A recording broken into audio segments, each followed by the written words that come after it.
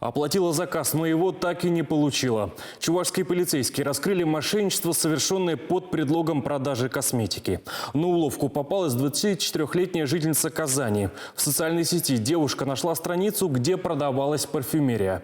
За приглянувшуюся продукцию девушка перевела чуть более 5000 рублей. Однако заказа она так и не дождалась. Позже полицейские установят, что продавцом без товара оказалась 25-летняя жительница Краснодарского края. За что задержан сотрудниками полиции? За мошенничество. При каких обстоятельствах совершено? Была создана интернет-страница в Инстаграме по продаже косметики. Я решила попробовать ее продавать. Данная гражданка была задержана сотрудниками управления уголовного розыска вместе с сотрудниками МВД России по городу Новочебоксарск. Вину данная гражданка признала, ущерб был возмещен. По факту мошенничества в настоящее время возбуждено уголовное дело. Совершая покупки в социальных сетях, стоит не забывать.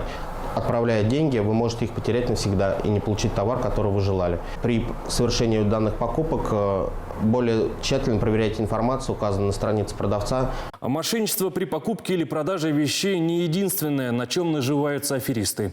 Телефонные злоумышленники часто представляются сотрудниками финансовых учреждений. Не забывайте, что никому и ни при каких обстоятельствах нельзя называть данные своей банковской карты.